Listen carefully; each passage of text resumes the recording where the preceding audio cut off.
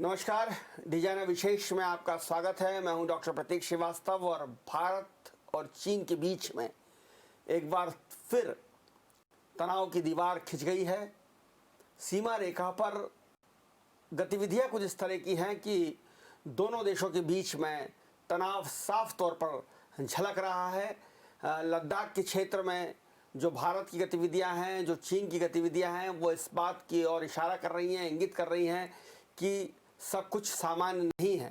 हालांकि हमारे प्रधानमंत्री नरेंद्र मोदी और चीन के राष्ट्रपति के बीच में बहुत मैत्रीपूर्ण चर्चाएं होती रही हैं।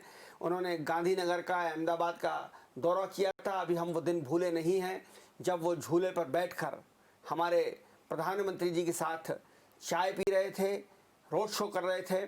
लेकिन तनाव बरकरार है। डोकलाम का विवाद हुआ था, वो विवाद भी पूरी तरह से सुलझा नहीं कि नया विवाद शुरू हो गया है। और इस विवाद के पीछे कहीं ना कहीं कोरोना की पृष्ठभूमि भी है। वुहान की लैब से एक ऐसा वायरस उठा जिसने पूरी दुनिया को हिला दिया। लाखों मौत पूरी दुनिया में हुई हैं, करोड़ों मरीज पूरी दुनिया में हैं। और इस कोरोना वायरस के लिए साफ तौर पर चीन को जिम्मेदार ठहराया जा रहा है। अमेरिका और दूसरे यूरोपियन देश चीन पर लगातार हमलावर बने हुए हैं। भारत ने भी अपनी अप्रसन्नता समय समय पर जाहिर की है। इसी के चलते चीन अब मान ना मान मैं तेरा मेहमान की तर्ज पर थोड़ी सी हेकड़ी पर उतर आया है। और जिस तरह से पूरे देश में चीनी सामान के बहिष्कार की बात हो रही है, ये कहा जा रहा है कि चीन से आर्थिक संबंध तोड़ लिए जाएं। यूरोप में और जर्मनी ने, फ्रांस ने तो इस पर कार्रवाई भी शुरू कर दी है। चीन को हर्जाने का नोटिस भी जर्मनी और फ्रांस ने भेजा है कि आपके वायरस के कारण, कोरोना के कारण हमारे देश को अरबों डॉलर का नुकसान हुआ है, उसकी क्षतिपूर्ति की जाए। और अनेक देश अब इस निर्णय पर पहुंच चुके हैं कि चीनी सामान का बहिष्कार किया जाए, चीन के साथ आर्थिक प्रतिबंध रखा जाए। और इन सब वजह से चीन को कहीं ना कहीं लग रहा है कि उसकी अर्थव्यवस्था डगमगा जाएगी, उसकी अर्थव्यवस्था ढरमरा कर ढह जाएगी, चरमरा कर ढह जाएगी। इसीलिए वो अब हेकड़ी पर उतर आया है। तो ये हेकड़ी पर उतरने के कारण कहीं ना कहीं भारत को उसका सामना करना पड़ रहा है। और इस तमाम मुद्दे पर चर्चा करने के लिए मेरे साथ मौजूद हैं रक्षा विशेषज्ञ कर्नल निखिल दीवान जी। आपका लंबा अनुभव है, हमारे स्थायी मेहमान हैं। अक्सर रक्षा विषयों पर हम उन्हें अपने स्टूडियो में आमंत्रित करते हैं। वो पाकिस्तान के साथ लड़ाइयाँ लड़ चुके हैं, कारगिल में युद्ध लड़ चुके हैं। और जिस गोरखा रेजिमेंट ने 1962 की लड़ाई में चीन के साथ लोहा लिया था, उसी गोरखा रेजिमेंट का वो प्रतिनिधित्व करते हैं। तो कर्नल निखिल दीवान जी, आपका बहुत स्वागत है। नमस्कार, धन्यवाद। इस पूरी घटनाक्रम की जो पृष्ठभूमि मैंने बताई, उसको आप किस तरह से आकलन करते हैं? इस वक्त चीन और भारत के संबंध किस मुकाम पर खड़े हुए हैं? देखिए, अगर हम रिसेंट हिस्ट्री में जाएं तो बहुत बड़ा बदलाव जो इस सब कॉन्टिनेंट के जियोपॉलिटिक्स में आया है वो आया है 5 अगस्त 2019 को, जब 370 को हटा दिया गया है और भारत का नक्शा में हमने पाकिस्तान ऑक्युपाइड कश्मीर को सम्मिलित कर लिया है। उसका अगला एक और जो स्टेप रहा है वो कि पाकिस्तान ऑक्युपाइड कश्मीर, जो कि हमारा ही इलाका है, उसकी हमने मौसम की भी जानकारी देना चालू कर दिया है। अब अगर हम देखें कि क्यों चाइना को ये करना पड़ा, अगर आज के इतिहास में अगर हम जाएं तो मतलब अगस्त 2019 से लेके अभी तक, कि उसका जो एक बहुत बड़ा प्रोजेक्ट जिसको कि CPEC कहा जाता है, चाइना पाकिस्तान इकोनॉमिक कॉरिडोर, उसकी शुरुआत बहुत सारा पैसा चीन ने पाकिस्तान में इन्वेस्ट किया। हाँ जी, बिलियंस ऑफ डॉलर्स है वो सबसे बड़ी चिंता चीन की वही है। हाँ, और वो जो पूरा है वो काराकोरम हाईवे या पाकिस्तान ऑक्युपाइड कश्मीर जो कि हमारा है उसमें से गुजर रहा है। तो अब चाइना को एक डर ज़रूर बैठ गया है 5 अगस्त के बाद से कि क्या वो CPEC को आगे बढ़ा पाएंगे। मतलब अगस्त से लेके अभी अप्रैल मई तक यही सोच विचार चाइना में चलता रहा होगा। 6 महीने हो गए, ज़्यादा नहीं, ज़्यादा 8 महीने हो गए। 8 महीने हो गए। मतलब इस बीच ये चाइनीज़ वायरस आ गया, काफ़ी चीज़ें और मतलब डायनामिक्स बहुत सारे और बदल गए। पर एक सोच विचार तो चाइना में उस समय स्टार्ट हो गया होगा कि जब पूरा जियोपॉलिटिकल सिनेरियो ही चेंज हो गया है तो क्या उनका सीपीईसी काम करेगा या नहीं करेगा। उनकी जो वन बेल्ट वन रोड का या बीआरआई जिसको कहा जाता है वो कितना सक्सेसफुल होगा। उन्होंने पुराने सिल्क रूट को इस्तेमाल करने की कोशिश की है जो कि ऑलमोस्ट यूरोप तक जाने का वो प्लान कर रहे हैं। तो इन सबको देखते हुए ये वाला जो इनकर्शन है चाइना का, ये डोकलाम से या अरुणाचल में जो हुआ है या इसके पहले जो हुआ है उसमें परिवर्तन या डिफरेंस ये आता है कि पहली बात ये है कि इसमें इन्होंने ट्रुप्स को बहुत ज़्यादा आगे भेजा है। नंबर ऑफ ट्रुप्स जो गए हैं, जैसे डोकलाम में एक छोटा सा यूनिट उन्होंने भेजा था या अरुणाचल में है, पर इस बार ट्रुप्स ज़्यादा भेजे हैं चीन ने। मतलब चीन के तेवर जो हैं इस वक्त थोड़े से तीखे हैं, वो ज़्यादा एग्रेसिव दिख रहा है। हाँ, मैं आ रहा हूँ उसके ऊपर। प्लस उन्होंने पहले ये होता था कि सिर्फ एरिया डोमिनेशन के लिए आते थे, उस एरिया डोमिनेशन में बातचीत होती थी, गुत्थम गुत्था होते थे और फिर हाँ, धक्का मुक्की होती थी। हमने ऐसे भी देखे वीडियोस देखे जिसमें धक्का मुक्की हो रही है, कंधे मार रहे हैं एक दूसरे से, थोड़ा झड़प हो रही है। हाँ जी, वो 2005 का प्रोटोकॉल है जिसको कि भारत ने भी और चाइना ने भी फॉलो करना है, क्योंकि 1967 में आखिरी समय में जो लड़ाई तौर के ऊपर हुआ था जिसमें हथियारों का इस्तेमाल किया था, उस 1967 के बाद से लेके अभी तक कहीं हथियारों का इस्तेमाल नहीं हुआ है, सिर्फ झड़पें हुए जो कि हैंड फाइट जिसको कहा जाए और मौखिक। तो इस बार चाइना ने ज़्यादा अपने ट्रुप्स को भेजा है, प्लस जो उनका एरिया डोमिनेशन था उसको उन्होंने काफ़ी आगे तक बढ़ाया है, जिसमें अगर पैगोंग लेक ले ले या गलवान ले ले, जहाँ तक कि वो पहले कभी इतना अंदर तक आए नहीं थे। इसका मुख्य जो कारण है वो हमने अगर थोड़ा ज़्यादा सिर्फ मिलिट्री तौर पे ना लेके इस तौर पे ले कि, और स्पेशली वुहान के वायरस के बाद से, कि चाइना को अपनी इकोनॉमी को आगे बढ़ाना अब एक बहुत महत्वपूर्ण हो गया है, क्योंकि उसका जो उद्देश्य था कि चाइना विजन 2020 ऑलमोस्ट एंड पे आ गया है और जहाँ ये वुहान वायरस आ गया। हमने इंडिया विजन 2020 को कुछ भी फॉलो नहीं किया, बट चाइना ने किया था। तो उनको सीपीएसी चाइना पाकिस्तान इकोनॉमिक कॉरिडोर की सुरक्षा के लिए इस तरह के कदम उठाने पड़े हैं। तो अब इसका हम जो आप कह रहे हैं कि उन्होंने बहुत ज़्यादा ट्रुप्स भेज दिए हैं, हम इसका प्रतिकार कैसे कर रहे हैं? हमारी क्या तैयारी, हमने क्या किया वहाँ पर? देखिए, हर चीज़ का प्रतिकार हम सिर्फ मतलब आज जितनी भी सोशल मीडिया में मैं देख रहा हूँ या कई सारे वो तो मैं कई सारे न्यूज़ चैनल्स में भी देख रहा हूँ। व्हाट्सएप यूनिवर्सिटी की बात नहीं करता मैं। हाँ, नहीं मतलब कई सारे न्यूज़ चैनल्स में भी मैं देख रहा हूँ कि हर चीज़ का पहले वो अल्टीमेट के ऊपर चले जाते हैं कि मिलिट्री सॉल्यूशन क्या है। मिलिट्री सॉल्यूशन जो है लास्ट सॉल्यूशन है। पहले वार्ताएं होंगी, डिप्लोमेटिक होगी, सब कुछ होगा, कुछ राष्ट्रों की बीच में दखलंदाजी होगी। तो मिलिट्री सॉल्यूशन के नाम पर अगर हम ले ले तो इंडिया ने भी तो आगे स्टेप्स बढ़ाए हैं, भले ही फिर वो उस एरिया के ऊपर एरियल पेट्रोलिंग है, प्लस अपने ट्रुप्स आगे बढ़ा के पेट्रोलिंग को इंक्रीज किया है और उनके ऊपर बहुत तीखी नज़र एक एक चीज़ के ऊपर पैनी नज़र रखी जा रही है। और सेनाध्यक्ष ने कहा कि बर्दाश्त नहीं किया जाएगा कुछ भी, कि अगर ज़रूरत पड़े तो सख्त कदम उठाए जाए, बर्दाश्त नहीं किया जाए उनका अंदर आना। इस तरह से सेनाध्यक्ष ने बयान दिया है। सेनाध्यक्ष ने भी कहा है और हमारे प्रधानमंत्री ने भी कहा है कि किसी तरह का हम गलत चीज़ों को सहन नहीं करेंगे, पर पहला स्टेप जो है वो डिप्लोमेटिक होना चाहिए, न कि एकदम फाइनल सॉल्यूशन और मिलिट्री सॉल्यूशन। क्योंकि आज अगर डिप्लोमेटिक में तो ट्रंप जो है अमेरिका के राष्ट्रपति, वो कह रहे हैं कि वो मध्यस्थता करने के लिए तैयार है, हालांकि भारत और चीन दोनों ही इससे इनकार कर चुका है कि हमें ज़रूरत नहीं है। हाँ, डिप्लोमेसी पे अपन आएंगे, पर चलिए तो ये स्टेप्स भारतीय सेना या वायुसेना ने ऑलरेडी ले रखे हैं। ऐसी बात नहीं है कि हम किसी वजह से उनसे पीछे पड़ेंगे या हम अपनी धरती को खो देंगे, ऐसा नहीं होगा। हमारे जाबाज सिपाही हैं जो लड़ेंगे। आज की तारीख में आप भारतीय सेना को किस तरह से आंकते हैं? क्योंकि 1962 के लड़ाई का हमारे पास कटु अनुभव है। उस वक्त हम कहीं ना कहीं हम उनसे डोमिनेट हुए थे, दबे थे। आज क्या स्थितियां बदल गई हैं? देखिए, पहली स्थिति जो बदली है वो है कि हम इकोनॉमिकली काफ़ी स्ट्रांग हो गए हैं, मिलिट्री काफ़ी स्ट्रांग हो गई है, फिर पॉलिटिकली हम बहुत स्ट्रांग हो गए हैं। विश्व में अपना भारत का नाम बहुत ऊंचे तौर पे माना जा रहा है।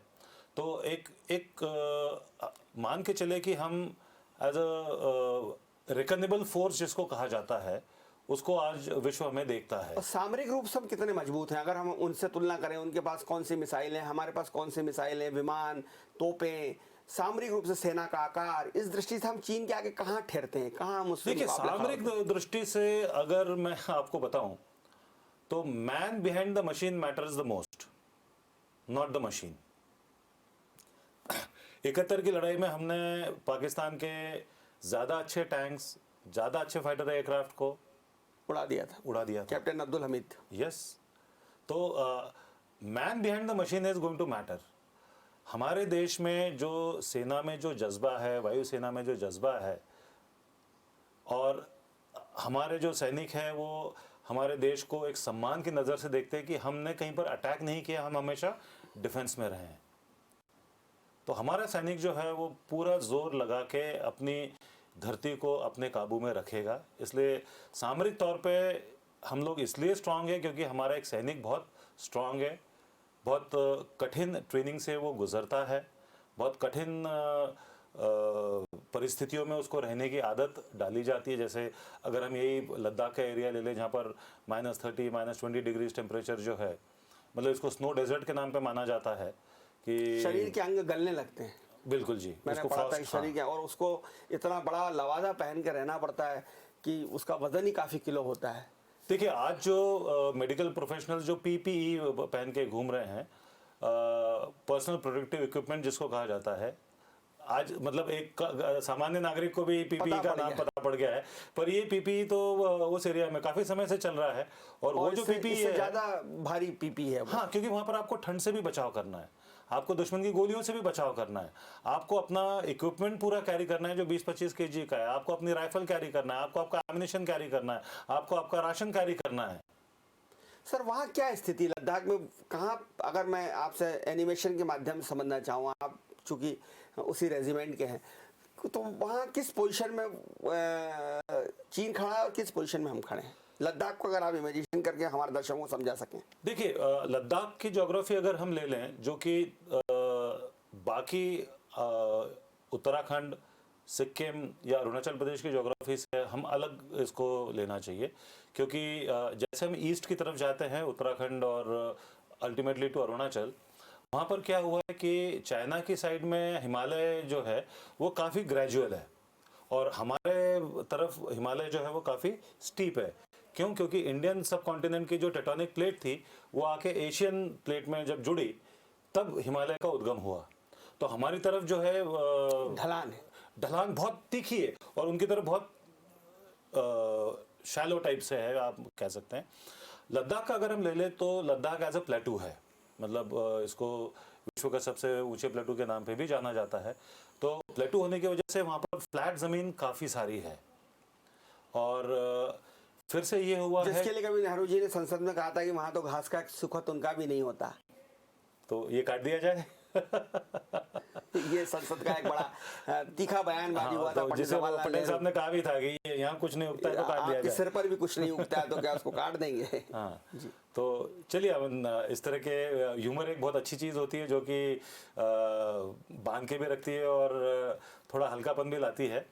तो अगर हम ये जो प्लेटू एरिया है, इस प्लेटू एरिया को नॉर्थ और ईस्ट की तरफ अगर जाएं, हम चाइना की तरफ और जाएं, तो वहाँ पर भी ढलान काफ़ी अच्छी है, जिससे कि वो वहाँ पर इंफ्रास्ट्रक्चर बहुत अच्छे से बना पा रहा है। और हमारे यहाँ पर इंफ्रास्ट्रक्चर बनाने में वक्त लग जाता है, समय लग जाता है। और ये जो अभी 155 किलोमीटर्स का रोड जो बन गया, जो कि ऑलमोस्ट अभी काराकोरम तक पहुँचने वाला है, ये एक बहुत बड़ा प्रॉब्लम के तौर पे चाइना ने उसको देखा है, क्योंकि उनके सीपीएसी को ये ब्लॉक करने के लिए बना है। प्लस पॉइंट है। हाँ, और इसी तरह से बाकी जो बॉर्डर रोड्स ऑर्गेनाइजेशन, जो आर्मी की एक बहुत बड़ी यूनिट है जो कि बॉर्डर्स पे रोड बनाती है, तो 2022 तक ये प्लान है कि बॉर्डर्स तक सारे रोड जो है अच्छे से ब्लैक टॉप रोड जिसको कहा जाता है, जिसके ऊपर की गाड़ियाँ चल सके, उस तरह के बन जाना चाहिए। मतलब जब मैं चाइना बॉर्डर पे सिक्किम में जब मैं था, तो वहाँ पर ये होता था कि 6-6 महीने तक गाड़ियाँ चल ही नहीं पाती थी क्योंकि बर्फ़ होती थी। तो हमको 6 महीने का स्टॉकिंग करके रखना पड़ता था राशन का। हम उन 6 महीने के दौरान कभी अपने रहायशी इलाके जो इग्लू जिसे हम कहते थे, उन इग्लू में से बाहर ही नहीं निकल पाते थे। तो मतलब आज जो लॉकडाउन चल रहा है वो 6-6 महीने हमने ऑलरेडी सहन किया हुआ है। तो अब जो आने वाली जो समय है उसमें ये सारे जब रोड्स बन जाएंगे तो हमारा अप्रोच पूरे हिमालय की तरफ बहुत फास्ट हो जाएगा, जिससे कि रसद पहुंचाना या मिलिट्री का सामान, मिलिट्री के जवान पहुंचाना बहुत आसान हो जाएगा और बहुत कम समय लगेगा। सर, आपने एक चर्चा में भी कहा कि आज पॉलिटिकली हम बहुत स्ट्रांग हैं।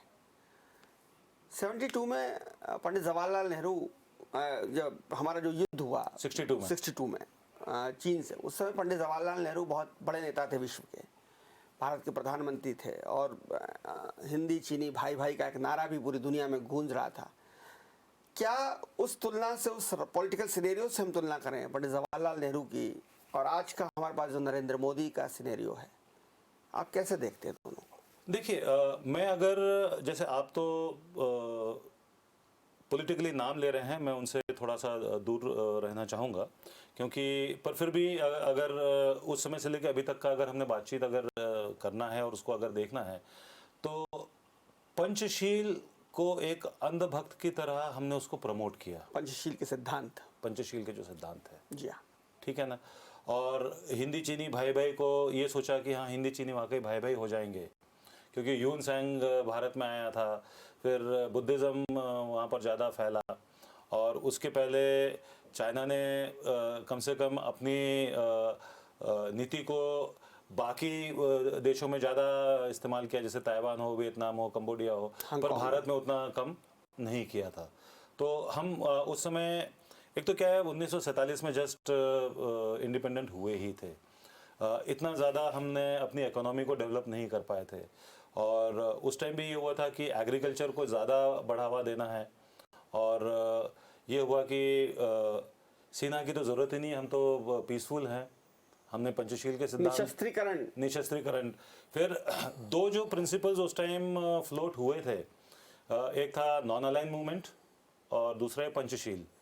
तो उससे सभी को भारत में, अब मैं उसमें श्री जवाहरलाल नेहरू को भी अगर शामिल कर लूँ कि उन्हें लगता था कि हम पीसफुल है तो दुनिया पीसफुल है। कूटनिरपेक्षता की बात वो करते थे, वो कहते थे हम तो कोई किसी गुट में है ही नहीं, ना हम सोवियत संघ के साथ हैं ना हम अमेरिका के साथ हैं। एक स्वप्न लोक में वो जीवन विचरण कर रहे थे। या उस टाइम का सोच विचार ये रहा होगा, क्योंकि उस टाइम तक इतनी कैपिटलिस्टिक इकोनॉमी आई नहीं थी, इतनी रिक्वायरमेंट किसी ने मिलिट्री इसकी कभी देखी नहीं थी। मतलब अगर उस टाइम के हम डिफेंस मिनिस्टर ले ले, डिफेंस सेक्रेटरी ले ले, हाँ, तो उन लोगों ने कभी ये सोचा ही नहीं था कि अरे हम तो पीसफुल हैं तो इतनी ज़रूरत ही नहीं, तो उन्होंने कभी इस चीज़ को डेवलपमेंट दिया ही नहीं। तो इसलिए 62 वॉर एकदम सडनली आया, जिसकी वजह से न देश तैयार था और न ही सेना उस टाइम तैयार थी, जिस वजह से कुछ नुकसान। देश भी तैयार है और सेना भी तैयार है, बिल्कुल तैयार है। और ओपी भदौरिया साहब जो हमारे एयरफोर्स के चीफ हैं, एयरफोर्स के चीफ हैं, वो उन्होंने जो 2 दिन पहले बहुत ही जो बयान दिया है वो किसी भी भारतीय को प्रसन्न करने वाला है। उन्होंने कहा कि हमारे पास तेजस भी आने वाले हैं, 4 विमान तेजस के आने वाले हैं। उन्होंने बताया कि हम उसको कहाँ पे तैनात करेंगे और किस बेस कैंप से वो आएंगे, इससे हमारी शक्ति, मारक शक्ति बहुत डबल हो जाएगी। और उन्होंने कहा कि हम 2 मोर्चों पर लड़ने के लिए तैयार हैं, हम पाकिस्तान से भी लड़ लेंगे एक साथ और हम चीन से भी लड़ लेंगे। ये किसी भी भारतीय का सीना 56 इंच का कर देता है। बिल्कुल कर देता है। तो ये किस तरीके से आप देखते हैं हमारी एयरफोर्स की तैयारी को? देखिए, राफेल डील जो है, जो आज से करीब 7-8 साल पहले आ जाना चाहिए थी कि राफेल आज ज़मीन पे आना चाहिए था हमारे पास में, उसका अभी भी इंतज़ार है और 4 आ रहे हैं। और जो प्रेजेंट गवर्नमेंट है, सिचुएशन को देखते हुए इमीडिएट प्रोक्योरमेंट राफेल की कर भी सकता है कि आप 4 के बजाय 40 भेजिए। राफेल ना भी आते हैं तो आज सबसे बड़ा एग्जाम्पल हमारे बीच विंग कमांडर अभिनंदन वीर चक्र विजेता जो हैं, कि उन्होंने मिग से पाकिस्तान के फाइटर एयरक्राफ्ट्स को गिरा दिया। मतलब उस जाबाज में भी भारतीय सेना, भारतीय वायुसेना की वही जबकि वो अंदरूनी मिग बहुत शक्ति है। पुराना, बहुत जी हाँ, बहुत ओल्ड वर्जन माना जाता है, जिसको उन्होंने उड़ाया, जिस पाकिस्तानी फाइटर, वो बड़ा न्यू वर्जन था। बड़ा न्यू वर्जन। और यस, मिग को तो मुझे क्षमा करिए कहा जाता है कि तो फ्लाइंग कॉफिन है। Flying coffin. पर देखिए आज अगर मतलब आज का अगर लेटेस्ट एग्जांपल हम ले लें, जैसे आपने शुरुआत की थी CQMH अब्दुल हमीद से, जिन्होंने रॉकेट लॉन्चर से और पैटर्न टैंक उड़ा दिए थे पाकिस्तान के टैंक उड़ा दिए थे, पैटर्न टैंक उड़ा दिए। राइट। अब वही अगला एग्जांपल हमारे पास में आ जाता है विंग कमांडर अभिनंदन का, कि machine is not going to matter, जिगर इज गोइंग टू मैटर। जिगरा चाहिए, जिगरा चाहिए, और जिगरा है। और भारतीय सैनिक के पास मशीन हो ना हो, जिगरा बहुत मशीन भी है, जितनी चाहिए उतनी है, और जिगरा भी है। जिगरा भी है। तो एक 11 हो गई है। हाँ जी। लेकिन अभी तेजस की बात भी, हमारे पास तेजस भी है, और तेजस को जो है वो बहुत ही इस वक्त बहुत उपयोगी माना जा रहा है। तेजस के बारे में थोड़ा सा हमारे दर्शकों को बताएं कि तेजस क्या कर सकता है, किस तरह से गेम चेंजर साबित हो सकता है। देखिए, तेजस के भी 3-4 वर्जन अभी आए हैं, नेवी के लिए अलग आ रहा है, एयरफोर्स का आ रहा है। अब किसी भी एयरक्राफ्ट का जो इस्तेमाल है भारतीय परिस्थितियों में अगर हम ले लें, तो हमें हर एक चीज़ के अलग अलग वर्जन्स की बहुत ज़रूरत पड़ती है, क्योंकि सेम वर्जन जो है हर जगह एप्लीकेबल नहीं हो पाता है। जैसे अगर हम राजस्थान ले लें, तो वहाँ की भीषण गर्मी के हिसाब से हमें इक्विपमेंट चाहिए है, या अरुणाचल की जो पहाड़ियाँ हैं जहाँ पर के रनवे बहुत छोटे होते हैं और वहाँ पर भी बर्फ़ वगैरह काफ़ी गिरती है, वहाँ के लिए हमें अलग चाहिए।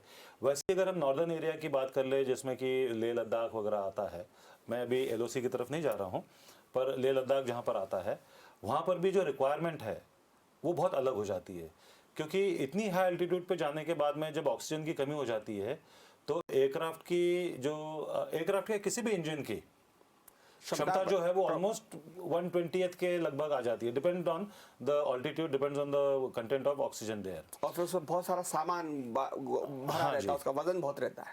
तो इसमें यह है कि तेजस अपना खुद का इंडिया का डेवलप किया हुआ है, और उसमें अलग अलग वर्जन जो निकल रहे हैं, और हम उसको सूटेबल बना रहे हैं हर टेरेन के लिए। वो एक बहुत अच्छी बात है। क्या गेम चेंजर साबित हो सकता है तेजस? देखिए, गेम चेंजर को हम लोग फौज में कहते हैं फोर्स मल्टीप्लायर जी। कि फोर्स मल्टीप्लायर को अगर मैं सिंपल शब्दों में कहूँ, तो ये है कि अगर मेरे पास में चेस में 2 वजीर होंगे, तो मेरे पास में 2 फोर्स मल्टीप्लायर हो गए, क्योंकि वो वजीर जो है चाहे जहाँ चल सकता है, चारों तरफ घूम सकता है, मार सकता है। अगर हम सिर्फ तेजस की ना बात करें, और बाकी अगर हम जैसे जो टैंक्स हमारे पास में हैं, या इन्फेंट्री कॉम्बैट व्हीकल्स हैं, तो ये सारे सर्दियों के लिए बने हुए हैं। तो लद्दाख के प्लेटू में ये बहुत बढ़िया तौर पे इस्तेमाल किए जा सकते हैं। सोने पे सुहागा साबित होंगे। सोने पे सुहागा, जो कि तेजस को हमें मॉडिफाई करना पड़ा, जबकि ऑलरेडी मैन्युफैक्चर्ड फॉर दैट है। मैं जानना चाहता हूँ कि अरुणाचल में जो 80,000 वर्ग मील में चीन की सीमाएं हमारी घुस आई हैं, ये हम इसका कैसे मुकाबला कर पाएंगे? हम इसको कैसे बाहर कर सकते हैं? हमारी सीमा पर जो हमारी भारत भूमि पर हमारी मिल्कियत पे इनका कब्जा है। देखिए, अभी इसके ऊपर मैंने 4-5 दिन पहले एक सोच विचार करके एक छोटा सा आर्टिकल लिखा था, और उसको मैंने बल्कनाइजेशन ऑफ चाइना करके सोच विचार के लिए सिर्फ एक प्लेटफॉर्म मैंने डेवलप किया, कि काफ़ी लोग उसके ऊपर अभी सोच विचार कर रहे हैं, और वो मेरे जो फौजी ग्रुप है उसी में मैंने डाला हुआ है, क्योंकि वो अभी एक बहुत नेसेंट यानी स्टार्टिंग स्टेज पे है। तो बल्कनाइजेशन ऑफ चाइना करके, अब बल्कनाइजेशन क्या है कि बल्कान्स जो है ये साउथ ईस्ट यूरोप का एरिया था, जहाँ पर युगोस्लाविया एक बहुत बड़ा देश होता था जी। और उसको चूंकि अब मैं शब्द का प्रयोग कर रहा हूँ कि वहाँ पर कम्युनिस्ट सरकार थी, तो उसको तोड़ा गया, और आज वहाँ पर बहुत छोटे छोटे कंट्रीज बन गए, जिसका प्रभाव USSR के ऊपर भी पड़ा, और USSR का भी बल्कनाइजेशन हुआ, और उसके जो साउथ वेस्ट और साउथ ईस्ट के जितनी कंट्रीज थी वो सारी छोटे छोटे भागों में बढ़ गई, जिसको हम उज्बेकिस्तान, किर्गिस्तान वगैरह ले सकते हैं। सोवियत संघ ही टूट गया। सोवियत संघ ही टूट गया था, उसी तरह से युगोस्लाविया भी टूट गया था। तो ये बाल्कनाइजेशन ऑफ चाइना भी मैंने एक सोच विचार के तौर पे मैंने एक प्लेटफॉर्म जस्ट अभी डेवलप किया है। प्लेटफॉर्म मींस एक थॉट प्रोसेस, एक आपने विचार दिया है। विचार कि इसमें हम बाल्कनाइजेशन मतलब चाइना को कैसे छोटे छोटे हिस्सों में तोड़ सकते हैं। तो उसमें 3 मुख्य भाग जो मैं आइडेंटिफाई कर पाया वो था, एक तो सिंजियांग प्रोविंस जो कि चाइना का साउथ वेस्टर्न प्रोविंस और जो पीओके के साथ में लगा हुआ है, और जहाँ पर कि उइगर पॉपुलेशन ज़्यादा है और चाइना जो है उइगर पॉपुलेशन को दबा रहा है। दूसरा जो मैंने आइडेंटिफाई किया था वो था तिब्बत, क्योंकि वहाँ की पॉपुलेशन ही टोटली डिफरेंट है, और दलाई लामा और वहाँ के जो टिबेटियन बुद्धिस्ट है वो पीस लविंग लोग हैं जिनको दीन दुनिया से कोई ज़्यादा मतलब नहीं है। और तीसरा जो मैंने उसमें आइडेंटिफाई किया था वो था हांगकांग। तो आज अभी की जो रिसेंट डेवलपमेंट्स अगर हम देखें कि यूएस हांगकांग को काफ़ी सपोर्ट कर रहा है, तो वी कैन टेक इट कि वो फर्स्ट स्टेप ऑफ बाल्कनाइजेशन है। अच्छा, सेकंड स्टेप बाल्कनाइजेशन जो मैंने सोचा था कि वो सिंजियांग में होना चाहिए, क्योंकि सिंजियांग जो है वो घिरा हुआ है, मतलब इस तरफ तो अगर हम ले लें तो पाकिस्तान पीओके से घिरा हुआ है, पाकिस्तान तो नहीं पीओके से घिरा हुआ है, पर इधर जो है वो किर्गिस्तान, उज़्बेकिस्तान, ये सारे देश हैं। तो ये अभी हमारा अरुणाचल पे जहाँ जो इनका 80,000 वर्ग मील पर जो इनका कब्जा है वो कैसे? देखिए, हमने पहले चाइना को तोड़ना पड़ेगा, क्योंकि हर चीज़ का मिलिट्री सॉल्यूशन जो है वो लास्ट रहेगा। तो पहले हमने चाइना को तोड़ के, अब चाइना टूटने की कगार में है, क्योंकि उसकी इकोनॉमी ऑलमोस्ट डूब रही है, पूरा विश्व उसके खिलाफ हो रहा है। अब आज की तारीख में तो हो रहा है विश्व के खिलाफ, पर देखते हैं कि सस्ती चीज़ों के चक्कर में एक सामान्य नागरिक ही तो उसको बढ़ावा देता आया है, भले वो भारत का हो, भले वो किसी भी देश का हो। सर, हम चूंकि सिक्किम से भी चीन लगा हुआ है, अरुणाचल से भी चीन लगा हुआ है, अब एक हमने लेह लद्दाख की चर्चा करी, एक हमने अरुणाचल की चर्चा करी, अब सिक्किम के मोर्चे पे तो आप भी रहे हैं। सिक्किम के मोर्चे पे इस समय में क्या सतर्कता रखने की जरूरत है, या अभी इस समय जब चीन से हमारा विवाद चरम पर है तब क्या होगा? देखिए, सिक्किम या अरुणाचल में, भले फिर उत्तराखंड का छोटा सा एरिया भी अगर हम ले लें, तो इन तीनों एरिया में चाइना ध्यान बटाने के लिए ज़रूर कुछ कर सकता है। डोकलाम में जैसा उसने पिछली बार पर किया मेन था, फोकस रहेगा लेह लद्दाख। हाँ जी, तो डोकलाम तो अरुणाचल से लगा हुआ है, अरुणाचल में ही है डोकलाम। नहीं, भूटान सिक्किम के और किस इसके जगह पर है? ट्रायंगल पर। तो वहाँ वो डोकलाम में फिर वापस आ सकता है? देखिए, अब डोकलाम में क्यों आया था ये हमें सोचने की बहुत ज़रूरत है। क्या वो डोकलाम में इंडिया के लिए आया था?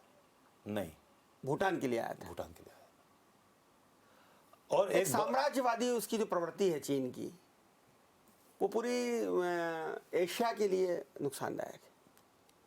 अगर आप उसका स्ट्रिंग ऑफ पर्ल्स को अच्छे से आप स्टडी करेंगे कि स्ट्रिंग ऑफ पर्ल्स क्या उसका कॉन्सेप्ट है, तो उसने अपने साम्राज्यवादी नीति को जिस तरह से बढ़ावा दिया है वो है कि छोटे कंट्रीज को बहुत ज़्यादा लोन दिया है, और वो कंट्रीज जो है जब रिपे नहीं कर पाई, जैसे श्रीलंका, उसका पूरा पोर्ट ही उसका हो गया है। नेपाल, उन्होंने कह दिया कि नेपाल के वहाँ पे एक रेड कारपेट उन्होंने बनाया, नेपाल में कम्युनिस्ट पैदा किया, और नेपाल के मार्फत वो हमको अब जो हमारा मित्र राष्ट्र हुआ करता था, नहीं मित्र राष्ट्र अभी भी है, परिवर्तन होता रहता है। बदल गया।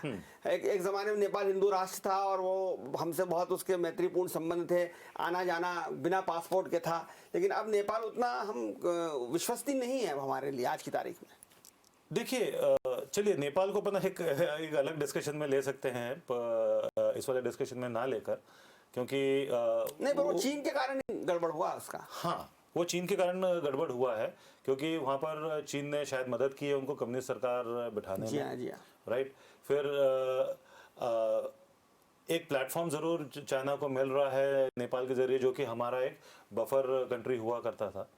पर जैसे आप डोकलाम के ऊपर जो बात कर रहे थे कि डोकलाम के ऊपर जो हावी हुआ है वो भूटान के ऊपर प्रेशर डालने के लिए हुआ है। अब वो छोटी सी जो कंट्री भूटान है, बड़ी सुरक्षित और शांत है, वो दिन दुनिया से जिसको कोई लेन देन ही नहीं है, सेना भी नहीं है, सेना है, मतलब अपनी भारतीय सेना ही उनको ट्रेन करती है। हाँ, पर वो वैसी मतलब उसमें अगर मैं कहूँ तो इंदौर के ही एक ऑफिसर है जो वहाँ भी भूटान में पोस्टेड है, जो कि हेड ऑफ ट्रेनिंग टीम है भूटानीज आर्मी के। जी हाँ। सर, ये जब अगर मान लीजिए ये स्थितियां और बिगड़ती हैं और हमारा चीन से युद्ध शुरू हो जाता है, जैसे कि मोदी काफ़ी सख्त हैं इस मामले में, मोदी जी, अब तो नेपाल की क्या भूमिका रहेगी, श्रीलंका क्या भूमिका रहेगी और पाकिस्तान की क्या भूमिका रहेगी? ओह, आपने मतलब नेपाल श्रीलंका को भी शामिल कर लिया इसमें। नेपाल डायरेक्टली इन्वॉल्व नहीं होगा, ना ही श्रीलंका डायरेक्टली इन्वॉल्व होगा। पर जैसे श्रीलंका में जो उन्होंने ऑलरेडी एक बेस अपने नेवी के लिए बना रखा है, पर स्ट्रेट ऑफ मलक्का से श्रीलंका तक पहुंचने में उसको पूरा बे ऑफ बंगाल क्रॉस करना है, जिसमें कि हमारी ईस्टर्न फ्लीट उसको आने ना देगी। तो श्रीलंका का डायरेक्ट इन्वॉल्वमेंट तो मैं नहीं सोच सकता हूँ, इनडायरेक्टली ज़रूर, क्योंकि वहाँ पर तो रिफिलिंग बेस है। नेपाल भी डायरेक्टली नहीं करेगा, बिकॉज आज कुछ भी हो, एक थोड़े समय के लिए ज़रूर इंडो नेपाल रिलेशंस ख़राब हुए होंगे, पर नेपाल भी ये समझता है कि भारत ने इतने सालों में उसको मदद ही की है। कई नेपाली हमारे पास भारत में आर्मी में भी और कई जगह पर वो एक जॉब भी करे, और कई तो बहुत सारी अच्छी पोस्ट के ऊपर भी है। रही बात पाकिस्तान की, तो पाकिस्तान चाइना का एक ऑल वेदर फ्रेंड रहा है, और पाकिस्तान जो है ये एक मिलिट्री हार्डवेयर प्लस दूसरे हार्डवेयर का एक बहुत बड़ा पाकिस्तान चाहता भी है कि परचेज करता रहा है। चीन अगर हम पे करे, हमें दबाए, क्योंकि पाकिस्तान तो हमको दबा नहीं पा रहा, पाकिस्तान को डोमिनेट नहीं कर पा रहा। तो पाकिस्तान कहीं ना, इमरान खान ये चाह रहे हैं, इमरान खान जिस तरह की बात कर रहे हैं, उन्होंने भारत में अभी कल ही हाल ही में मुद्दा उठाया कि भारत में मुसलमानों की हालत बहुत ख़राब है। तो कहीं ना कहीं वो इस तरह से चीन को उकसा रहे हैं कि चीन दखल अंदाजी करे। सिर्फ चीन को उकसाए तो कोई प्रॉब्लम नहीं है, पर मेरे भारतीय मुसलमान भाइयों को क्यों उकसा रहे, जो कि हमारे साथ में रोटी खा रहे हैं, साथ में मतलब जिंदगी जी रहे हैं। तुम अपने को देखो ना। मतलब इमरान खान से तो मैं ये कहूँगा कि तुम अपने लोगों की सुरक्षा नहीं कर पा रहे हो, क्यों यहाँ पर फालतू आग लगाने के पीछे पड़े हो। आज यही देश है जिसमें प्रेसिडेंट भी काबिलियत पे बना है।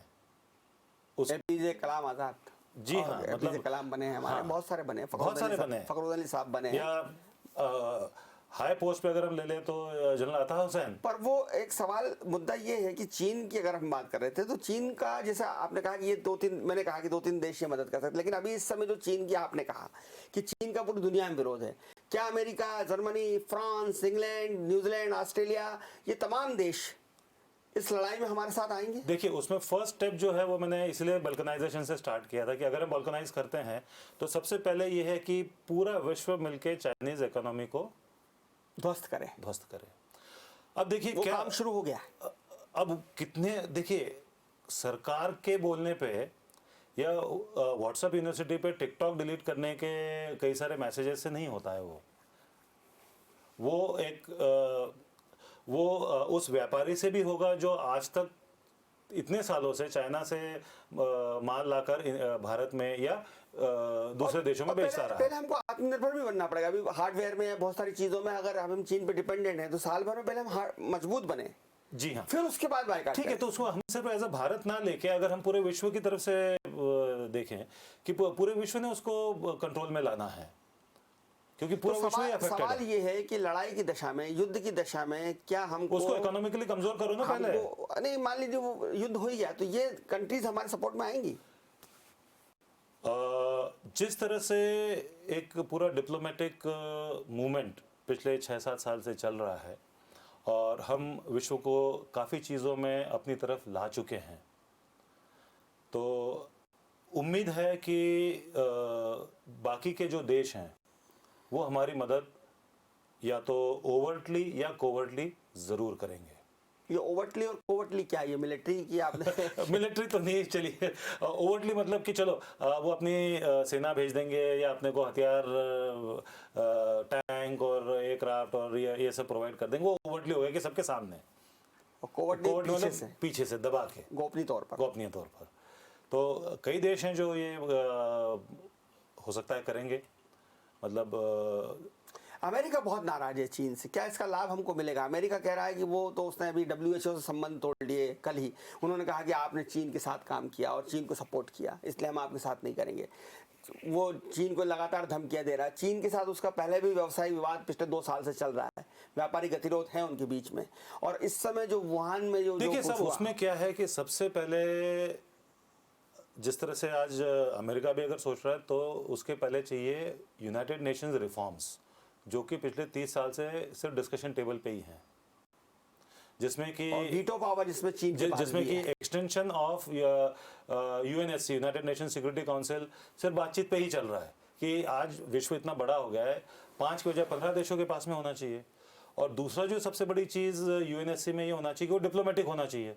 आज वो डिप्लोमेटिक नहीं है, मतलब 4 अगेंस्ट 1 भी अगर होता है तो वो चीज़ यूएनएससी में प्रस्ताव पारित नहीं होता है। जबकि अगर आप डेमोक्रेटिकली आप ले कि 4 ने बहुमत के आधार पर निर्णय होना चाहिए। बहुमत के आधार पर होना चाहिए और एक तरफ है तो एक की बात नहीं मानी जानी चाहिए। पर ये हो रहा है। परमाणु परीक्षा शक्ति जो है वो दोनों के पास है, चीन के पास भी हमारे पास भी है। उस दृष्टि से अगर आप तुलनात्मक अध्ययन करें कौन भारी पड़ता है? ओके, देखिए परमाणु हथियारों का इस्तेमाल जो 6 और 9 अगस्त को 1945 में हिरोशिमा और नागासाकी, उसके बाद से पूरे विश्व में इन हथियारों को एज ए डिटरेंट ज़्यादा माना जाता है, न कि प्रयोग के लिए। जैसे कई बार होता है कि आपने एक बहुत खूंखार कुत्ता जो है घर के बाहर बांधा हुआ है दिखाने के लिए भौंकता रहे, बार्किंग डॉग टाइप्स। तो और ये डिटरेंट की तरह ही रहे, ये ज़्यादा अच्छा रहेगा, क्योंकि अल्टीमेटली जिस तरह से मिलिट्री स्ट्रैटेजिस्ट पूरे विश्व में न्यूक्लियर वॉर के बारे में जब बात करते हैं तो it will spread all over the world, it will not be limited war. मतलब अगर से इंडो चाइना वॉर होता है तो वो 2 देशों के बीच में होगा, बट अगर एक न्यूक्लियर वॉर, एक न्यूक्लियर बटन अगर दब जाता है तो it will not be limited to ये पूरी दुनिया को, क्योंकि लगे हुए आसपास के देशों पे भी विकिरण फैलेगा। हाँ, और वो फिर उन देशों की भी आपसे नाराजगी होती है। देखिए अगर मान लीजिए किसी एक क्षेत्र के ऊपर अगर न्यूक्लियर बॉम्ब अगर ब्लास्ट किया जाता है तो उसका जो फॉल आउट है वो विंड डायरेक्शन की वजह से कौन से देश में जाएगा वो विंड की डायरेक्शन के ऊपर डिपेंड करेगा। कुछ भी हो सकता है उस दिन। तो जिन कंट्रीज के ऊपर जाएगा वो फॉल आउट और विंड के डायरेक्शन और स्पीड के ऊपर डिपेंड करेगा कि 1 घंटे में जाता है या 10 दिन में जाता है, उस फॉल आउट से उन कंट्रीज के ऊपर बहुत नेगेटिव इफेक्ट आने वाला है। और विंड डायरेक्शन तो आपको आज बहुत आसानी से पता लग जाती है, किसी के भी हाथ में नहीं है। हाँ, लेकिन वो कहाँ जाएगा, सैटेलाइट की मदद से पता लग ही जाती है। तो वो कंट्रीज भी फिर न्यूक्लियर वॉर में आ जाएंगे। तो इसलिए न्यूक्लियर दोनों के पास चूंकि परमाणु शक्ति है, इसलिए ये युद्ध जो है दोनों देशों का, ये विश्व मानवता के लिए भी बहुत खतरनाक साबित हो सकता है। हाँ, हो सकता है।